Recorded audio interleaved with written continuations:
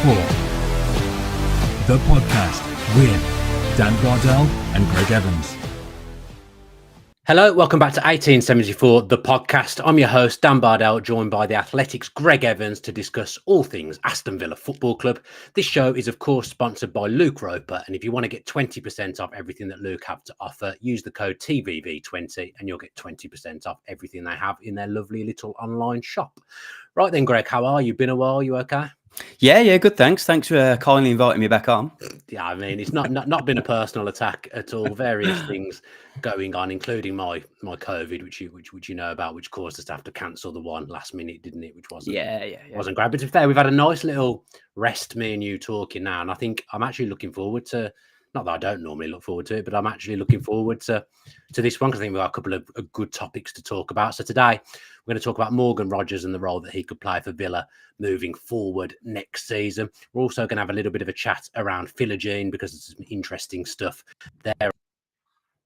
Obviously, the move from 12 months ago looks like there could be some interesting stuff for Greg and myself to talk about. So we're going to do that. But Greg, we'll start with what everyone always wants us to talk about.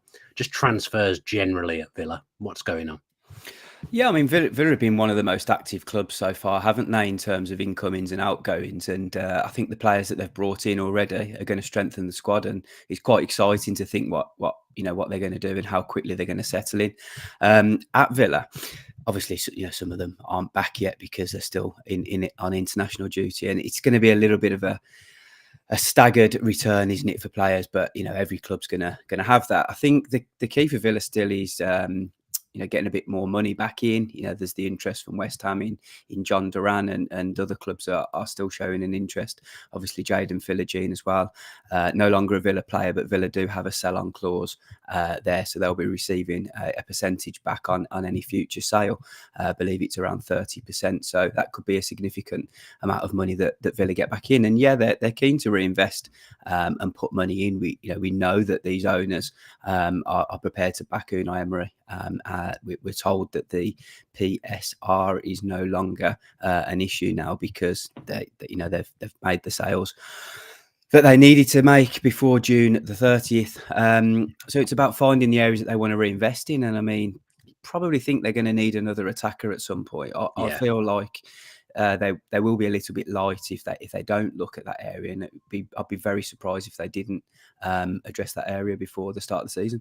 Yeah, just on John Duran, I mean, if any West Ham fans are listening, then 35 million is a bargain.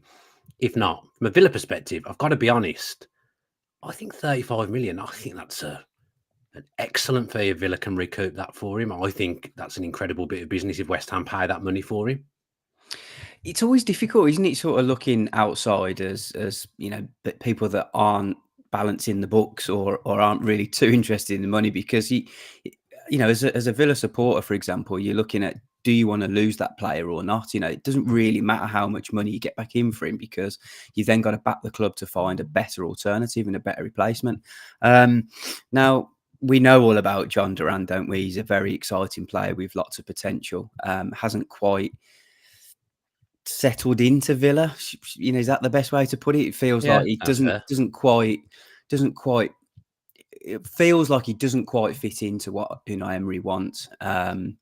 We know he's a little bit of a free spirit, and his playing style shows that, doesn't it? You never really know what you're going to get from him, but the potential is there. And every conversation I have about John Duran with people within football talk about how his potential and how he could go and kick on and become a real star in the future. And it would be difficult to see that from a Villa perspective if he moved on and really become a star somewhere else. So Villa have always got that in the back of their mind, which is why that if he does go, they want to get the right money back for him. But yeah, I think considering how much they paid for him, what impact he's had at the club, and to get a significant profit on him would perhaps represent good business.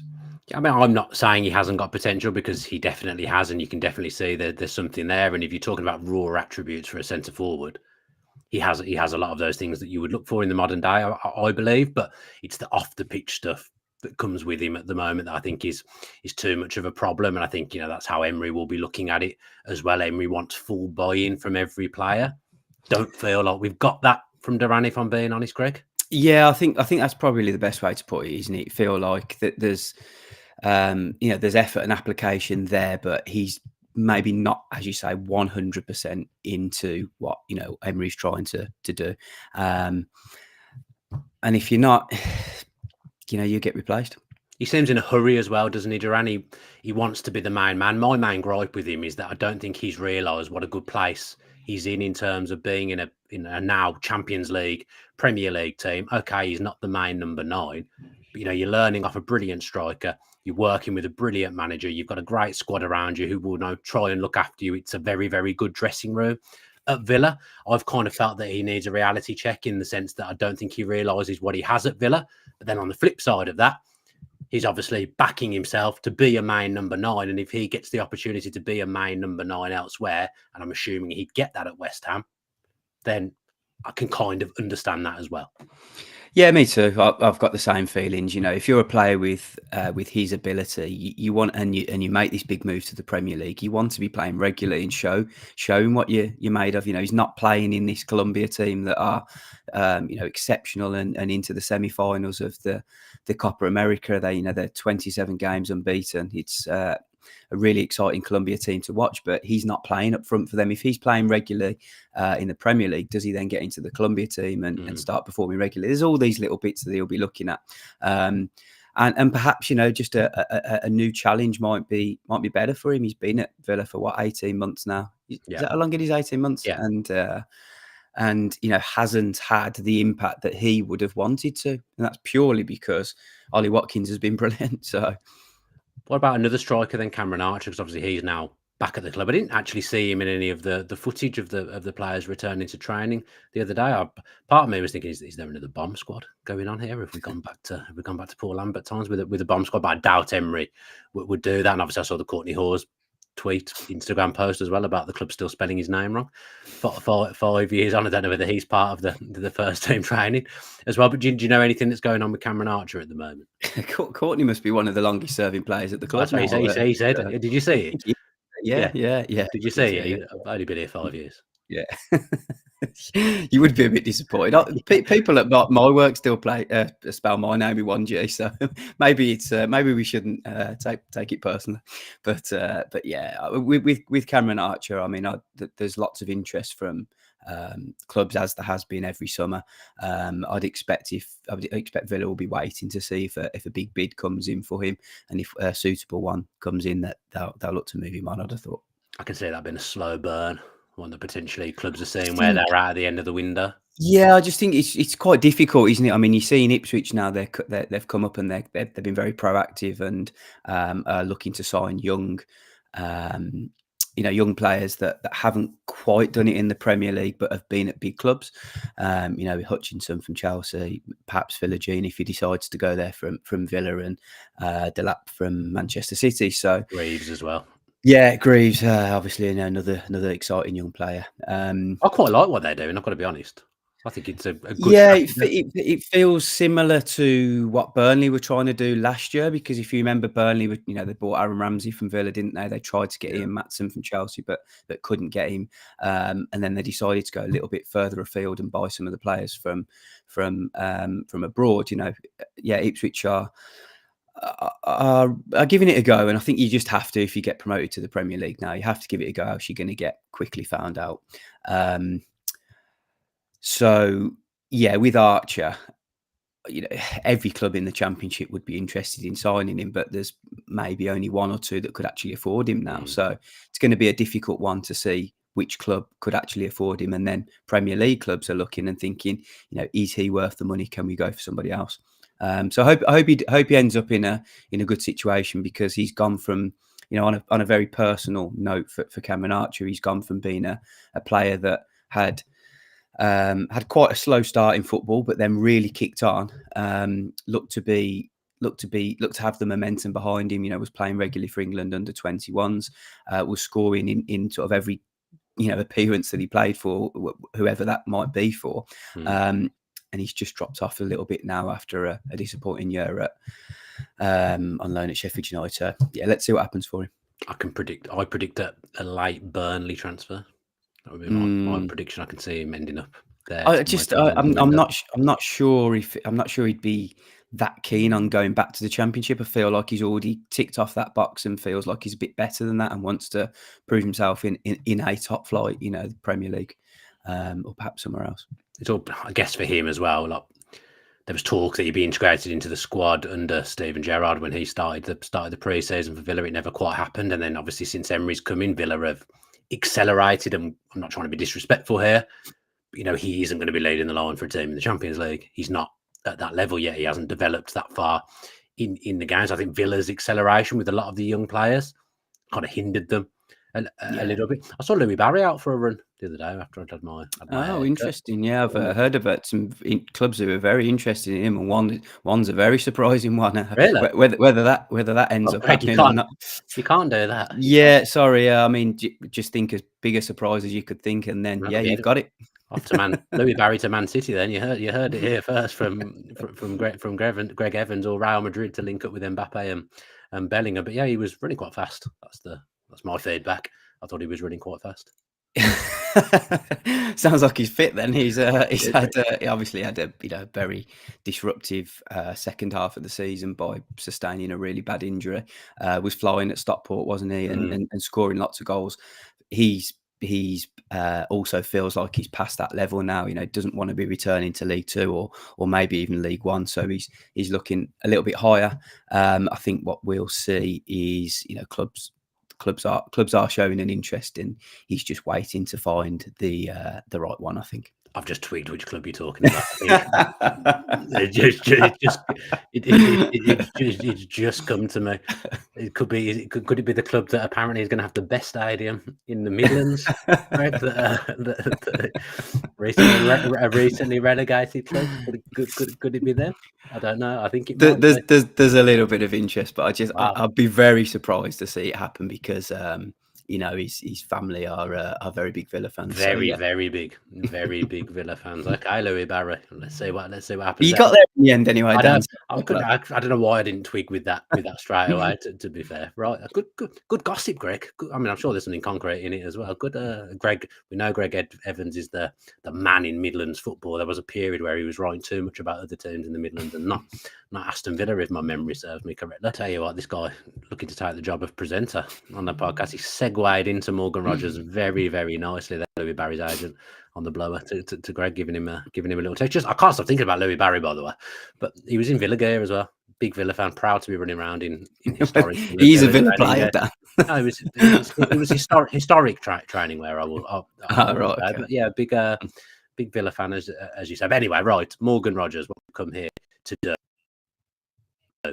I'm very excited to see him next season. Saw the picture of him obviously back at pre-season in the Adidas gear, new hair colour as well for Morgan Rogers in pre-season. I think the last game he played for Villa was, am I right in thinking it was Arsenal away? Chelsea, I think, wasn't it? No, I thought when he scored at Chelsea, no? I thought he went off Arsenal away, went off injured. Or was a game he went off in, or was it Brighton? No, sorry, it was Brighton away. He went off injured. He was actually playing as a number 10 that day. I actually think there's a shout with Ramsey back, because I think Ramsey comes into the team if he's fully fit and firing on the left.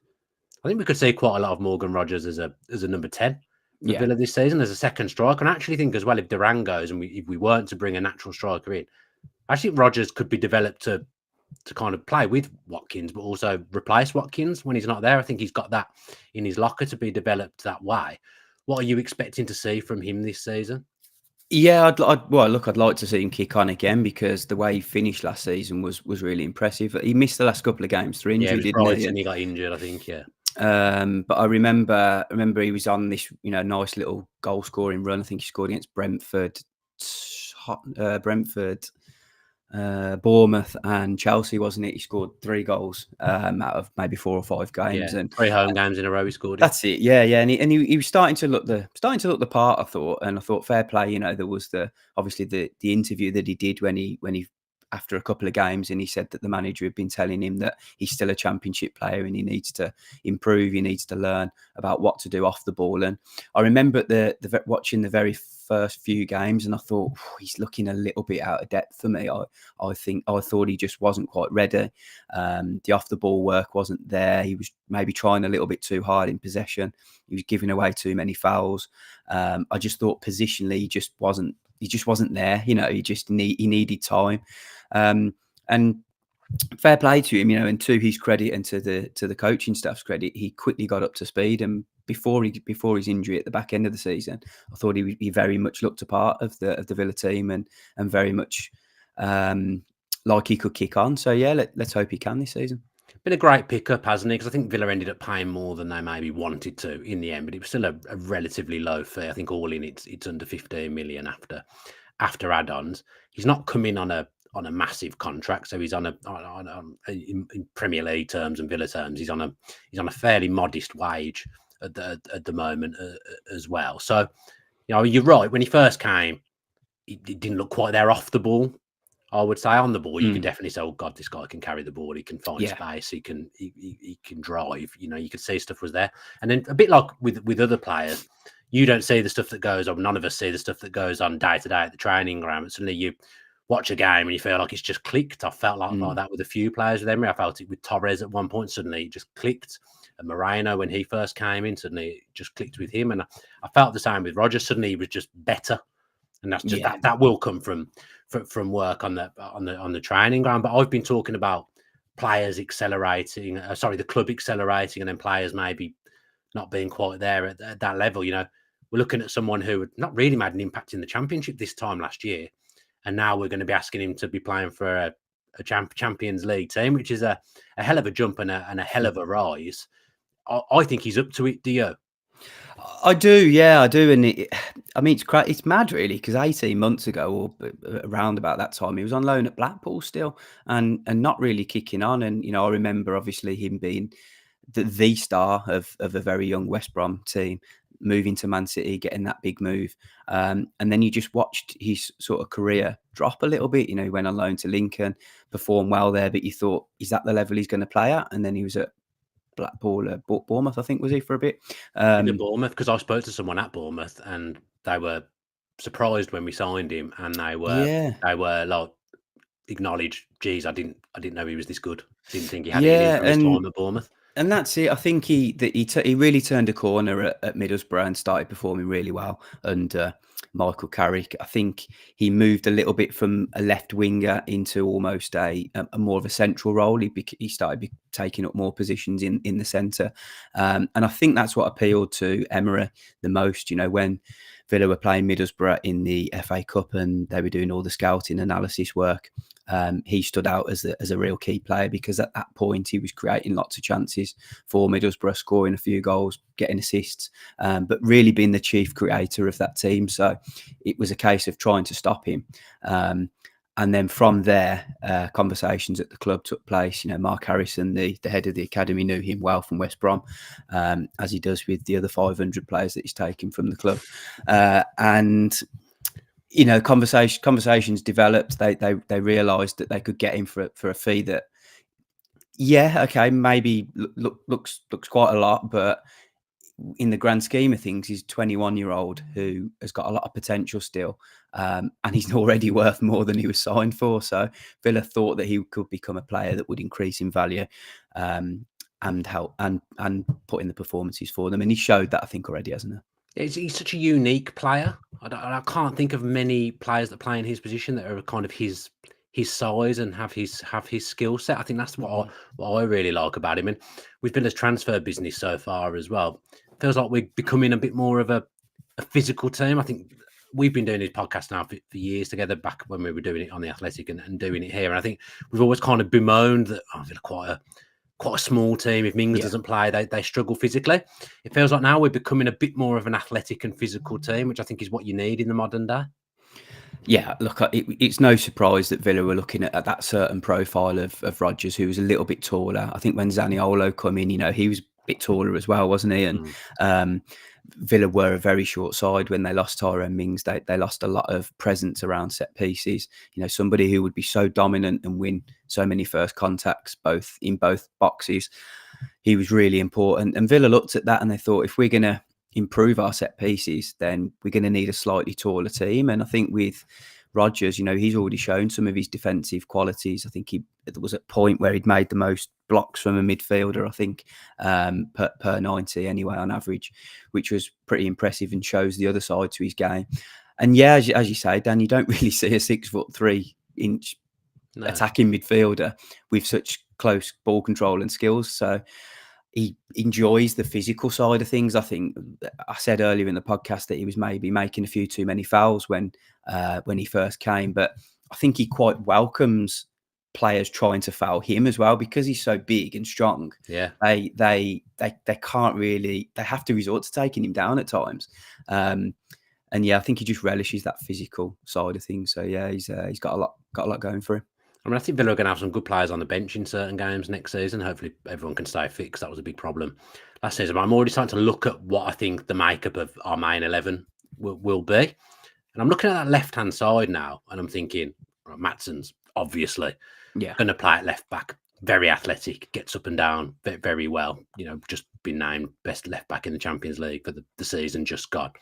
Ramsey back on the left, if he's fit, one of the first names on the team sheet for me. Absolutely brilliant. Love watching him play. I've really missed him.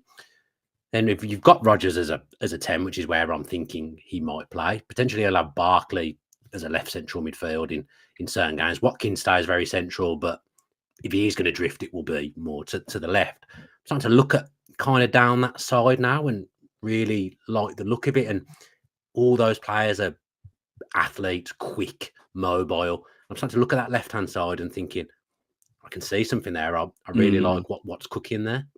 They're very good ball carriers as well, aren't they? And I think if Villa can nail the central midfield partnership and get that really right, because Douglas Luiz has gone now. How much of a difference is he going to make not being around? We've spoken previously how we quite like the look of McGinn and Tielemans towards the end of the season, didn't we? They were pretty impressive as a pair. They bring different qualities as a pair, and then you've got obviously Kamara coming back. Where's Barkley going to fit in? Is he going to play a bit deeper than usual? And just relating a possible lineup for Villa to some of the European Championship teams at the moment, I think we can all agree Spain are the most exciting team. And the way that their midfield works is how you would love to see perhaps a Villa midfield working with, Rodri and Rodri sort of controlling things, Ruiz adding a little bit of everything, and then the players in front of them all working quite well. I don't ever really see a point where Villa will have the two wingers like Spain have. No, we don't play that well. They just won't play like that. But I think the way the midfield operates is, really a really cool way of playing football. And if Villa can get anywhere near that, and as you say, with the players that they have got now, it looks like they could be really exciting to watch. I asked this to Jacob, and when I was watching Germany in the Euros, who I was sad they went out actually because I was enjoying watching him and watching Musiala. Just the way Musiala carries the ball and drives, he moves exactly like Ramsey. I'm not saying Ramsey is as good as him. That was what's made me realise how much I miss Ramsey. Watching Germany and watching Musiala, because I tell you what, they move in exactly the same way, and it made me remember Ramsey before he got injured was absolutely sensational for Emery, scoring goals, driving with the ball, popping up in the right places. He's a fantastic footballer. But I think sometimes you'll see Rodgers on the left, but I genuinely think he can play that number 10 role as well. And I think this is what I'm getting at now is that Villa have. Okay, we've lost Douglas Luiz, but we're looking at it and thinking there is going to be some good players on the bench week in, week out here. We've got a lot of different options. And what Villa have done well is they've brought a lot of multifaceted players in, that players that can play multifunctional, can play in different positions. That's what they've got now. I think that's really, really important, again, in the modern day. Yeah, it's really important. And look, if Villa want to go deep into competitions, they're going to need lots of players again anyway, because you've seen how a couple of injuries can make it really difficult. So the fact that they've got actually good quality numbers as well is really important. Yeah, I think we probably covered Rodgers there. I mean, there was actually a bit. I don't know how true this was. There was a little bit of chatter around him being looked at for England this time round. They're definitely too early for that. We already can't get all our attacking players in the team without throwing another one into it. But he's played for the England youth side, and it's probably not. If he's playing for Villa in the Champions League, he does have a shot. He has a huge chance. He has a huge chance of kicking on, and it will be in his mind, like Jacob Ramsey, a good friend of his. The two of them will be hoping to be, in that World Cup squad for USA, Mexico, and Canada in a couple of years' time. That will be their aim because. They're very much capable of doing that, and we've seen players who have come through the system. Okay, Gareth Southgate probably won't be in charge for the next World Cup, but we've seen that players that come through the system get the opportunity, and it's no surprise that Rodgers was getting looked at because of his performances for Middlesbrough and then the way that he kicked on for Villa. Would anybody have said Adam Wharton would have got a look in? So if you're performing well, you've got a chance, and he's really stuck at it this summer. He's gone away to Portugal, Rodgers has, and putting some hard yards over there to try and come back to Villa a little bit fitter. Give him a bit of a head start. He's one of the players that are in there now in the early group that have returned, and he'll have lots more time to show what he's worth. And why can't he get into that England squad? And another player who we should be seriously thinking could as well, even though despite his age, is Ross Barkley. Perhaps even a little bit unlucky not to be in it this season because, this summer, because if he wasn't playing for Luton and he put in those type of performances for a higher ranking team, surely he would have got looked at. Although saying that, I'm not sure Gareth Southgate particularly likes the Avengers, whoever or whatever they were. If you look at the Avengers, none of them really, except for Rice. Grealish, Maddison, John McGinn's Scottish, so he's not in there anyway. Chilwell and Barkley, and none of them are in the squad. So Rice in the Avengers as well, have I imagined? No. He moved away, did some solo films. Didn't fancy being in the Avengers anymore. Went off to do Rice Age. He's part of the Esri Konza and Ivan Toney weightlifting club, isn't he, Declan Rice? Have you seen that? No, I don't. The three of them are always banging the weights after every session. Same as me. I might see if I can join that club. My early prediction is Rodgers is going to be a star next season. I've got a really good vibe and a good feeling about him. I really think he's going to kick on and be an absolute superstar for Villa next season, which we'd all like to see, because obviously that means Villa will be doing well if they've got a player doing well. So that's my early prediction: Rodgers to be a star next season. We've touched on Jacob Ramsey. I've suddenly again just clicked whilst we were doing this podcast. I've clicked something. It's saying Tottenham obviously linked with him, and apart from just thinking go away Tottenham, I just didn't really think anything else of it. Just remembered that Langer's there. So he's probably that will be why there's interest in Ramsey, because he will know from being at Villa how good Jacob Ramsey is. Yeah, that just occurred to me. Yeah, indeed, he'll know exactly how good he is. Yeah, nothing else to say. Okay then. Right then, let's go. Thank you very much, Greg, for joining me today. And thank you to everyone for tuning in as well. Don't forget to treat yourself to some Luke Roper gear. Use our code TVV20 and you'll get 20% off everything that Luke have to offer. Be back later in the week with some form of content. Not really sure what yet, but I do want to start doing more content. I keep saying this and then life keeps absolutely killing me and I'm not able to do it, but I do want to kick on and get a bit more content going this season. So let us know in the comments what you would like to see, and we'll get Adam behind his computer producing some shows for us and getting stuff done. Thanks to Greg for joining me today. It's been an absolute pleasure to talk to you, mate. Really enjoyed it. And let us know in the comments as well what you think about Morgan Rodgers heading into the new season. Please do all the stuff that I go on about every single week that helps us. Please, if you're listening to this via audio on Spotify or Apple, if you could just give it a good review, 5 stars if you're enjoying it. Just leave us a review on Apple if you can. These kind of things really help us appear in places we wouldn't normally appear, and on YouTube as well.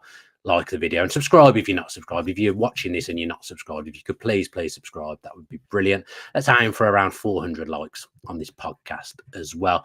God, England are playing tonight. I've only just remembered that. Again, very nervous ahead of that. Hopefully you'll all enjoy that tonight. I mean, even if we go through, it probably won't be enjoyable. Let's face it. But yeah, hopefully we've got a Euro 2024 final to look forward to on Sunday.